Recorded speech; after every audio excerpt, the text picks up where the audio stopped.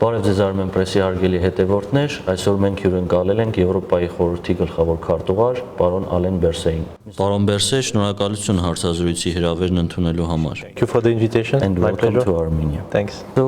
Armenia has faced Հայաստանը բախվել է աննախադեպ մարտահրավերների, այդ թվում համաշխարհային COVID-19 համավարակի, ռազմական բռնության, Լեռնային Ղարաբաղի ողջ բնակչության հարկադիր տեղահանումից հետո փախստականների լայնածավալ հոսքի հետ։ Այս աննախադեպ մարտահրավերների լույսի ներքո ինչպես կգնահատեք Հայաստանի եւ Եվրոպայի խորհրդի միջև հարաբերությունների ու համագործակցության արկա մակարդակն ուղղված երկրում ժողովրդավարության մակարդակի բարձրացմանն ու մարդու իրավունքների պատշաճ ապահովմանը։ Այս առումով ինչ նվաճումներ եւ թերություններ կառանձնացնեք? What kind of achievements or shortcomings would you highlight in this regard? Well, first of all, thank you very much for the invitation. Pleasure to have this exchange with you. Նախ եւ առաջ շատ շնորհակալ եմ հրավերի համար։ Գիտեք, այնինչ դուք նկարագրեցիք կապված այդ բոլոր ճգնաժամերի Հայաստանի համար դժվարին իրավիճակի հետ, հենց այդ իրավիճակներում է կարևոր եվրոպական ընտանիքի, Եվրոպայի խորհրդի ուժեղ անդամ լինելը, ինչը հենց այդ մարտահրավերներին դիմակայելու համար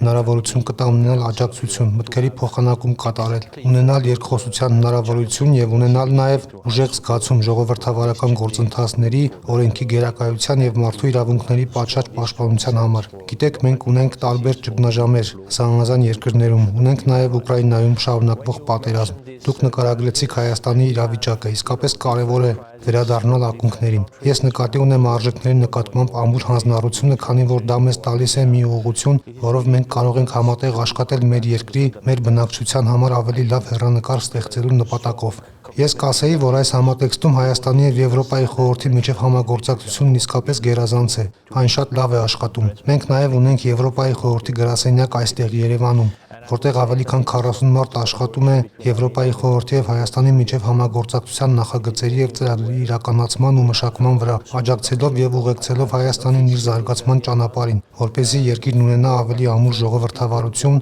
արդարադատության անկախություն, կոռուպցիայի դեմ պայքարի մեխանիզմներ, լրատվամիջոցների ուժեղ բազմազանություն, հանրային քննարկումներ։ Մենք դա անում ենք միասին։ Այսինքն, հենց դժվարին ժամանակների համար է, որ մեզ անհրաժեշտ են ուժեղ բազմակողմ ինստիտուտներ եւ կազմակերպություններ։ Եթե ամեն ինչ կատարյալ լիներ, ամեն ինչ լավ կլիներ։ Բազմակողմ համատեքստում ամուր համագործակցության կարիք չէր լինի, բայց հենց այն պատճառով, որ հիմա դժվար ու բարդ ժամանակներ են, մեզ սա է պետք եւ հենց դրա համար է անհրաժեշտ այդ ինստիտուտը, Եվրոպայի խորհուրդը։ Եվ հենց դրա համար է, որ մենք այդքան սերտորեն համագործակցում ենք Հայաստանի հետ։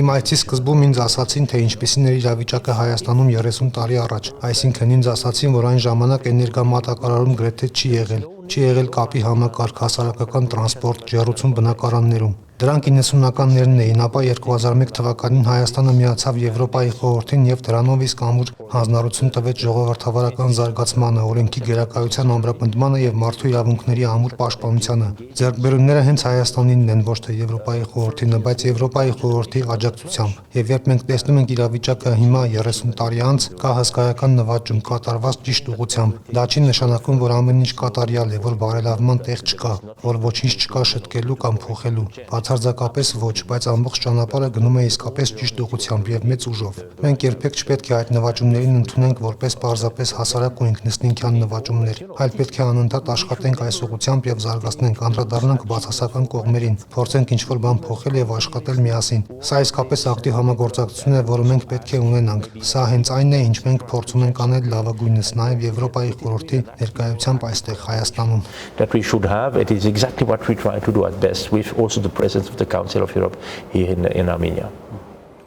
Armenia started its path of rapprochement to the Europe. Հայաստանը Եվրոպայի հետ իր հարաբերությունների մերձեցման ուղին սկսեց 2001 թվականին, անդամակցելով Եվրոպայի խորհրդին ժողովրդավարության, մարդու իրավունքների եւ օրենքների գերակայության նկատմամբ ամուր հանձնառությամբ։ Ավելի ուշ Հայաստանը Եվրոպական միության հետ ստորագրեց համապարփակ եւ ընդլայնված գործընկերության համաձայնագիրը եւ ներկայում իրականացնում է ժողովրդավարական բարեփոխումների զգալի մասը։ Այս տարի Հայաստանի կառավարությունը եւ ազգային ժողովը հավանության արժանացրին քաղաքացիական հասարակության կողմից նախաձեռնված պահպանված օրենքը Հայաստանի Եվրոպական միությանը անդամակցության գործընթացի մեկնարկի վերաբերյալ, որը դրականորեն ընդունվեց Եվրոպական միության կողմից։ Եվրոպայի խորհրդի տեսանկյունից ինչպես կգնահատեք Հայաստանի կառավարության այս քայլերը եւ ընդհանուր առմամբ Հայաստանի արտաքին քաղաքականությունն այս ուղղությամբ։ Եվ ըստ ձեզ որքանով կարող է Հայաստանը մոտ լինել Եվրամիությանը։ How close Armenia could be to the European Union in your opinion? You know, we are all members of the European family.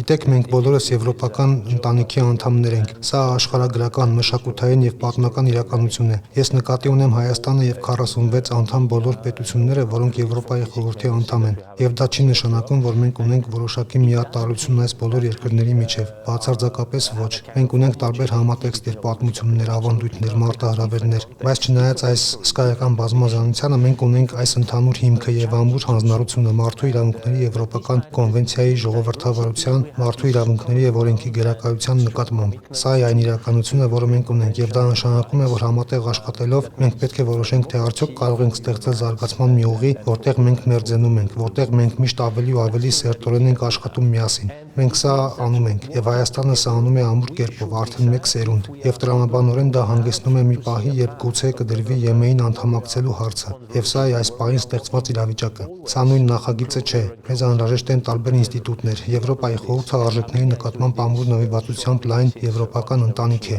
եւ ապա Եվրոպական միությունը 27 անդամով, որն ավելի շատ քաղաքական նախագիծ է։ Սակայն անհրաժեշտ է ունենալ այս մերձեցումը Եվրամիությանը միանալու հնարավորությունը պատկերացնելու համար։ Եվ մենք իսկապես ուրախ եւ հպարտ ենք ԵՄ-ի հետ մերձեցման եւ հնարավոր նոր քայլերի բացման այս աշխատանքում Հայաստանի կողքին լինելու համար։ Ինչպես արդեն ասացի, սա ակտիվ եւ շարունակական աշխատանք է։ Շատ կարեւոր է միշտ շարժման մեջ լինել եւ եթե հնարավոր է ճիշտ ուղղությամբ, այսինքն ավելի շատ ժողովրդավարություն, օրենքի գերակայություն եւ մարդու իրավունքներ։ Սա հենց այն է, ինչ Հայաստանն անում է։ Եվ բացի այդ, դա հնարավորություն է տալիս ունենալ այս քննարկումը Բրյուսելի հետ հնարավոր անդամակցության վերաբերյալ։ Նաեւ նշեմ, որ Հայաստանը հաջորդ տարի կկազմակերպի Եվրոպական քաղաքական համայնքի համաժողովը, ինչը հսկայական նվաճում է։ Սա նաեւ այն փաստի ճանաչումն է, որ Հայաստանը Եվրոպական ընտանիքի ամուր անդամ է եւ մենք իսկապես ուրախ ենք, որ այս համաժողովը կլինի Հայաստանում։ Really happy to have this EPC also in Armenia next year. Mr. Berse, let's talk about the situation in South Caucasus. Վերջերս Հայաստանն ու Ադրբեջանը հայտարարեցին խաղաղության համաձայնագրի նախագծի մշակումն ամբողջականացնելու եւ դրա շուրջ բանակցություններն ավարտելու մասին։ Սակայն երբ Հայաստանը հայտարարեց, որ պատրաստ է ստորագրել համաձայնագիրը, Ադրբեջանը կրկին սկսեց առաջ քաշել նոր նախապայմաններ կապված ԵԱՀԿ Մինսկի խմբի լուծարման եւ Հայաստանի սահմանադրության դրույթների հետ։ Ընդհանուր առմամբ, ինչպես է գնահատում Եվրոպայի խորհուրդը ստեղծված իրավիճակը, որքանով եք հավանական համարում, որ համաձայնագիրը կստորագրվի մոտ ապագայում եւ ինչ ներդրում կարող է ունենալ Եվրոպայի խորհուրդը Հարավային Կովկասում տևական խաղաղության հաստատման գործում։ And what can be the Council of Europe's contribution in the forging of lasting peace? Thank you. I mean, first of all, I can just one more time underline that. Նախ եւ առաջ կարող եմ եւս մեկ անգամ ընդգծել, որ ինձ եւ Եվրոպայի խորհրդի համար կարեւոր կլինի, որ խաղաղության համաձայնագիրը ստորագրվի հնարավորինս շուտ։ Այն պատրաստ է։ Սա նաեւ խաղաղության համաձայնագիրը քննարկող բոլոր մասնակիցների կողմից արված ուժեղ քայլ է խաղաղության համաձայնագրի պայմանների շուրջ համաձայնության գալու համար։ Եվ այս պահին ես որևէ պատճառ չեմ տեսնում, թե ինչու հնարավոր չպետք է լինի շուտապույտ ստորագրել այս խաղաղության համաձայնագիրը։ Դա լավ կլինի բոլոր երկրների համար։ Դա լավ կլինի տարածաշրջանի համար, քանի որ մեզ եւ ձեզ անհրաժեշտ է կանխատեսելիություն եւ կայունություն տարածաշրջանում, քանի որ դա բնակչությանը լավ հեռանկար առաջարկելու լավագույն միջոցն է։ Սա նաեւ լավագույն միջոցն է պատրաստ լինելու դիմակայելու այն մարտահրավերներին, որոնց մենք ականատես ենք լինում հենց հիմա համաշխարհային աշխարհակաղակականության մեջ։ Եվ ինչպես տեսնում ենք, եթե հնարավոր լինի այս քայլը կատարել, դա իսկապես հսկայական եւ շատ դրական նվաճում կլինի ամբողջ տարածաշրջանի համար։ Ինչ վերաբերում է նրան, թե ինչ կարող է անել Եվրոպայի խորհուրդն այս առումով, ապա երկու երկրներն էլ անդամակցում են մեզ տարիներ շարունակ, եւ դա նշանակում է, որ մենք կապի մեջ ենք երկու երկրների հետ։ Մենք նաեւ կապի մեջ ենք Ադրբեջանի հետ։ Ես ինքս հնարավորություն ունեցա նաեւ հանդիպումներ ունենալ նախագահ Ալիևի հետ եւ անդրադառնալ այս հարցին։ Եվ կարծում եմ, որ Եվրոպայի խորհուրդը կարող է աջակցել գործընթացին։ Մենք կարող ենք լինել երկրների կողքին եւ մենք կարող ենք նաեւ խոսել այլ գործընկերների հետ։ Ես ինքս նաեւ կապեր ունեցա Թուրքիայի հետ, որը կարևոր հարևան է ամբողջ տարածաշրջանի համար, ասելով նրանց, որ դա կարևոր կլինի Եվրոպայի մայրցամաքի համար, բայց հավանաբար նաև Թուրքիայի համար։ Ահա թե որտեղ մենք կարող ենք օգնել բարեկամական աջակցությամբ, որը կարող ենք տրամադրել։ Նաև միշտ ընդգծում եմ, թե որքան կարևոր է Հարավային Կովկասը աշխարհի համար, ակնհայտորեն նաև Եվրոպայի եւ ամբողջ մայրցամաքի համար։ Ահա թե ինչու եմ ես ներկա այս տարածաշրջանում, ահա թե ինչու եմ ես այդքան ակտիվորեն ներգրաված այդ բոլոր քննարկումներում։ Կարծում եմ, որ սա լավ միջոց է որոշակի առաջընթաց գրանցելու համար, որպեսզի Հարավային Կովկասը եւ երկրների առաջնորդները հասկանան, որ մենք անտարբեր չենք այստեղ տեղի ունեցողի նկատմամբ։ Մենք հետաքրքրված ենք տեսնել առաջընթաց եւ մենք նաեւ ջանք ենք գործադրում եւ օգնում այնտեղ, որտեղ հնարավոր է որոշակի առաջընթաց ունենալ, որովհետեւ դա հենց այն է, ինչ մենք կարող ենք անել։ Նաեւ օգտագործում ենք Ստրասբուրգի ինստիտուտները։ Ստրասբուրգում մենք ունենք 46 անդամ պետություններ, որոնք ներկայացված են դեսպաններով եւ իրենց թիմերով։ Հայաստանն ունի ուժեղ ներկայացուցչություն Ստրասբուրգում։ Ադրբեջանն ու Վրաստանը նույնպես ներկա են եւ դա մեզ լավ առիթներ է տալիս խոսելու եւ միասին աշխատելու համար։ Good occasions to speak and to work together on a daily basis. Mr. Berse, for almost 2 years, the representatives of the former military political leadership of Nagorno-Karabakh, Պարոն Բերսե, Լեռնային Ղարաբաղի նախկին ռազմաքաղաքական ղեկավարության ներկայացուցիչներն արդեն գրեթե 2 տարի անօրինական մեղադրանքներով պահվում են Բաքվում։ Ադրբեջանի իշխանությունները կեղծ մեղադրանքներ են առաջադրել նրանց դեմ, անցկացնելով կեղծ դատական գործընթացներ։ Հայաստանը բնականաբար ցանկանում է հնարավորինս շուտ հայրենիք վերադարձնել այդ մարդկանց։ Այս առումով ինչպես կարող է Եվրոպայի խորհուրդը նպաստել այս մարդասիրական հրատապ խնդրի լուծմանը, հաշվի առնելով Եվրոպայի խորհրդի շրջանակներում Հայաստանի ժողովրդավարական պարտավորությունների վերաբերյալ ԵԽԽՎ-ի վերջին բանաձևը, որը կոչ է անում անհապաղ ազատ արձակել ռազմագերիներին եւ այլ քաղաքացիական կալանավորներին։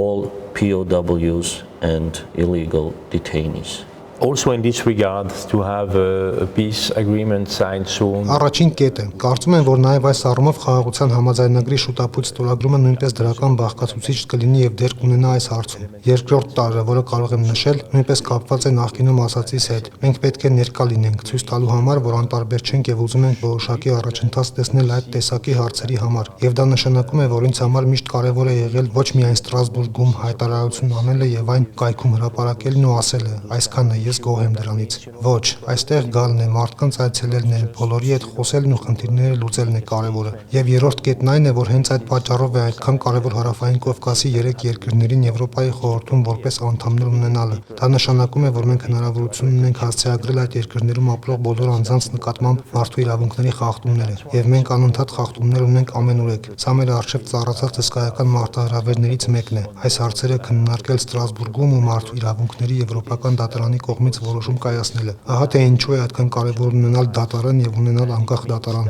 ունենալ դատարանի որոշումների պատշաճ կատարում։ Սա նույնպես կարևոր տարր է, որին մենք կարող ենք անդրադառնալ։ Սակայն ակնհայտ է, որ պատերազմից հետո խաղաղության համաձայնագրի վերաբերյալ ամբողջ քննարկման եւ պատերազմի բոլոր հետևանքների ներառյալ ձեր նշած բանտարկյալների համատեքստում կարևոր է դրան անդրադառնալ ինստիտուտների համատեքստում եւ ընդգծել առաջընթաց ունենալու կարևորությունն ու ցույց տալ, որ մենք անտարբեր չենք, այլ ֆիզիկապես ներկա ենք տարածաշրջանում։ Show that we are not indifferent, but we are present, including present physically in the region like today. Ինչպես կգնահատեք ձեր այցը Հայաստան եւ այստեղ ունեցած ձեր հանդիպումները։ I must tell you, it is really Պետք է ասեմ ձեզ, այն իսկապես դրական է։ Ես իսկապես ուրախ եմ մեր շփումների, մեր ունեցած նվիրվածության, մեր ունեցած անկեղծ եւ բաց քննարկումների համար։ Միշտ այդպես է լինում ընկերների եւ դաշնակիցների միջեւ։ Պետք է հնարավոր լինի բոլոր հարցերը միասին լուծել, եւ մենք իսկապես շատ դրական տրամադրություն ունենք։ Եվ ես նկատի ունեմ նաեւ ամուր աջակցությունը Հայաստանին բարեփոխումների ողջ գործընթացի համատեքստում։ Երևանում մեր գրասենյակն ու դրա աշխատանքը լավագույն միջոցն են միասին աշխատելու եւ որոշ նպատակներին հասնելու համար։